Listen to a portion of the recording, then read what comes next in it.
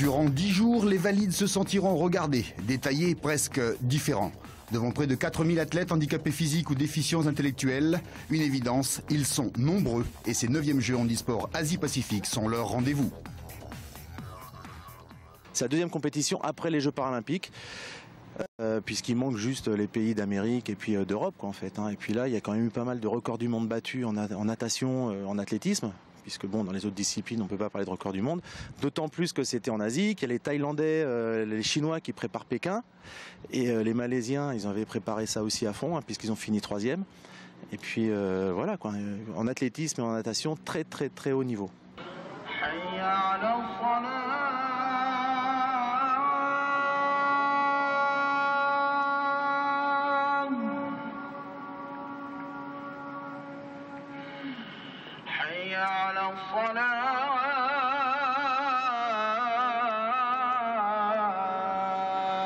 5 heures du matin, c'est un réveil plein d'espoir qui attend les sportifs.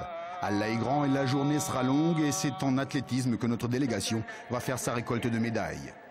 Mais il y a aussi ceux qui ne ramènent rien, sauf l'expérience et l'aventure. Pour sa première participation à des Jeux, Jean Roin concourt sur 100 mètres et au lancer. Marie-Rose Puitagata, c'est le coach, mais aussi les yeux de Jean. Analyse de l'espace, description, prise de repères. Elle guide notre aveugle pour ses premiers pas dans le Bukit Jalil Stadium.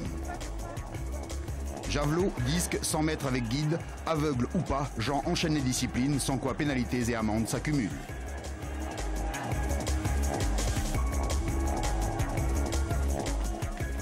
Toujours dans les courses, nos représentants améliorent leur record personnel mais restent très loin des podiums où l'Asie rafle tout. Chine, Thaïlande, Japon, Corée, les Jeux Olympiques de Pékin sont déjà là et le travail fourni énorme. 100, 200 mètres, Roger Urbiari, Marc Coé ou encore Karen Monawa assistent impuissants aux victoires asiatiques. Mais Karen, que l'on voit ici sur 100 mètres, ramènera l'unique médaille en faveur de la foi. Le bronze au disque est l'une des 9 médailles calédoniennes. Et puis, il y a les vieux briscards, habitués aux rendez-vous internationaux, ceux qui ont un nom que les champions saluent, que tout le monde reconnaît. Pierre Ferbank, qui se disait fatigué, n'a pas menti. Après avoir disputé 3 gros matchs en basket fauteuil, il arrache sa place dans les finales du 200 et du 800 mètres. Une 5e place au 200 et la médaille de bronze sur 800 mètres. Cela reste un exploit, car devant les places se disputent entre recordman du monde.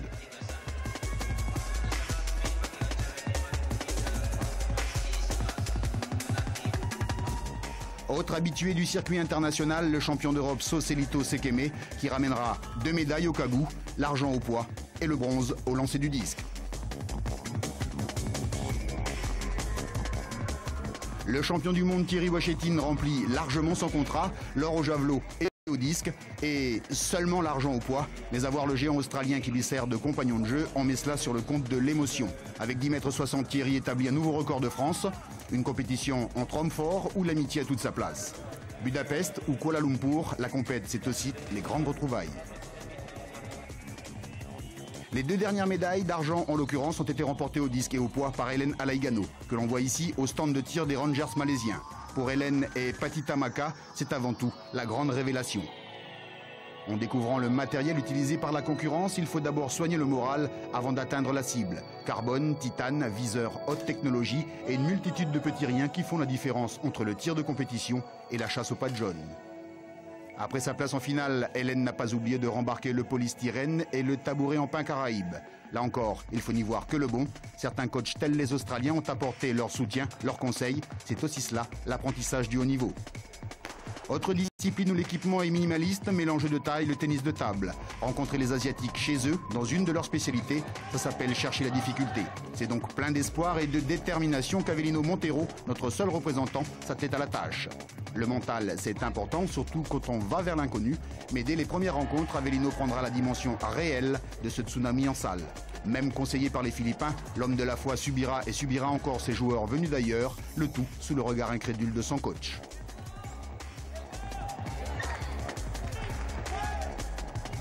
Et puis, il y avait le noyau dur, l'escadron des sportifs conduit par Albert Mohamed, une équipe hétéroclite où le plus âgé flirte avec les 55 ans. Pour articuler la formation, Emmanuel Vaissoa, qui évolue en métropole, a été rappelé, et avec Jimmy Waiteane, il constitue le tandem qui booste l'équipe. Chine, Iran, Palestine ou encore Hong Kong, comme ici, le groupe débriefe chacun de ses matchs et améliore chaque jour son niveau de jeu. Ils jouent en professionnel, toute l'année ils ont des matchs, et nous, notre niveau il était bien bas par rapport à ça. Fait que on ne pouvait pas faire autrement que subir de la défaite, mais au moins on a combattu.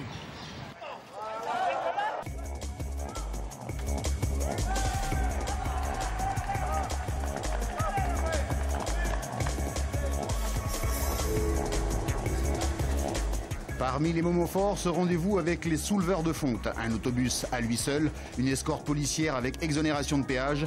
Alfred Mataïkamoana a droit à tous les honneurs. Gros dispositif pour un petit bonhomme. Respect aux plus anciens, 53 ans, mais aussi aux plus lourds dans la catégorie 60 kg. Footing, suée et privation de nourriture, le docteur Donadieu, après maints sévices, parvient à inscrire les cas. Tentative avortée à 110 kg, une barre réussie à 120 et une fausse tentative à 130 kg.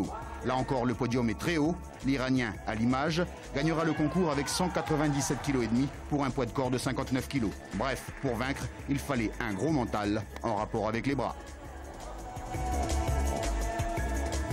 Et puis, il y a les malins. Dans un pays où la température atteint 32 degrés et l'humidité 80% dans l'air, Pierre Patane a choisi l'eau. 50, 100, 200 mètres, le Benjamin de la sélection enchaînera course sur course, améliorant plusieurs chronos personnels aux 50 et 100 mètres, jusqu'à cette place en finale du 200. Mauvais résultat pour Pierre qui ne jure que par la médaille.